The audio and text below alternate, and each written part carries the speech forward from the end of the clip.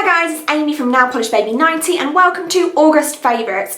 I have actually swatched and outdone myself this month, so this intro is going to be shorter than normal. Let's talk about nail polish.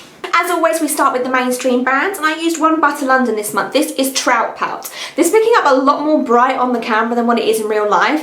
In real life, it is just a peachy, trouty, peach pink colour. Great formula as normal with Butter London, but I didn't feel this colour was hugely unique. I'm kind of getting a bit more fussy now as my collection grows, and it's not the most unique polish in the world. There are other brands that do this, so I wouldn't go out and try and find this one. You can find a dupe probably in another brand. This is 2 coats, and as normal I will now insert a swatch photo for you.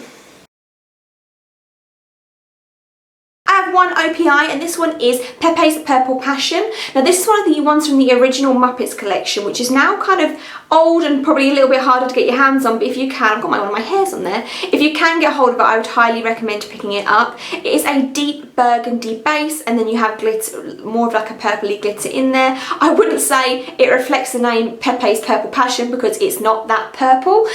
2 coats to get this opaque, and here's the swatch photos. I swatched 4 China Glaze this month. The first one is Frostbite. I touched on this quickly in my haul video. This is so gorgeous, even prettier than I thought it was going to be. It's just a bright, kind of duo-y chrome blue. It goes in between phases of being really light and really dark. It's so bright on your nails. I think this was released originally in a Christmas collection, although you probably can wear this during the summer. Like, it's almost neon. It's so bright. So that one there is Frostbite, and this took me 2 coats to get it completely opaque. I then have December to Remember, and this was from last year's Christmas collection. This is a bit of an unusual one, and I believe there is something similar coming out in this year's fall collection. It is mainly a blue base, and then you've got this kind of iridescent shimmer in there that duochromes in between a blue, a green and a pink. I didn't love this on my nails. The duochrome really didn't come across, so it just kind of looked a bit sad and dark. This is one, I hate saying that I don't like a polish, but I kind of regret buying this one. But yeah, 2 to 3 coats to get this completely opaque, and this is December to Remember. I then have one from the spring collection, and this one is called License and Registration Plate Please. This was, I thought it was going to it started off so well when I was applying it. First coat was great, second coat was okay, some nails needed 3, some could get away with 2. Basically this whole collection, people have said, has got a rubbish formula, so I was kind of prepared for that.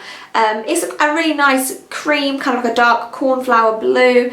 You probably can find it in another brand, maybe with a better formula, but it wasn't as bad as what I thought by any means. So this is License and Registration Please. Last one from China Glaze is the iconic Flip Flop Fantasy. This is the new formulation, which is more orange. I believe the original was more pink. This one I got from Sally, so you can get this formula quite readily and easily available. This took about 2 coats to get opaque. It is really bright. It possibly would be brighter if you wore it over white base, but it didn't need one. Again, formula was quite good for a China Glaze. Didn't chip that quickly. Overall, I was really impressed. This one is Flip Flop Fantasy. We have 2 from Essie. The first one is called Ruffles and Feathers, and I hauled this really recently. It is a kind of dark teal green. It took about 2 coats to get opaque, so that part of the formula was really nice. However, this did chip on me within 24 hours, so obviously not one of the best Essie formulas that there is out there. Pretty colour, not so great when it comes to chipwear and long lasting. So that one is Ruffles and Feathers. And on to the 2 indies that I have. The first one is by Lacquer, and this is called Pop Art. This was absolutely so fun to wear on my nails. It is a clear base, and then you have pink, green, yellow, red, blue, black, white, circles, hexes, shredded glitter, everything is in there. One coat of this over China Glaze is white on white. You didn't need to fish. I think maybe towards the end I was kind of fishing a little bit just because I wanted to get the green, because there's not a huge amount of lime green in the bottle.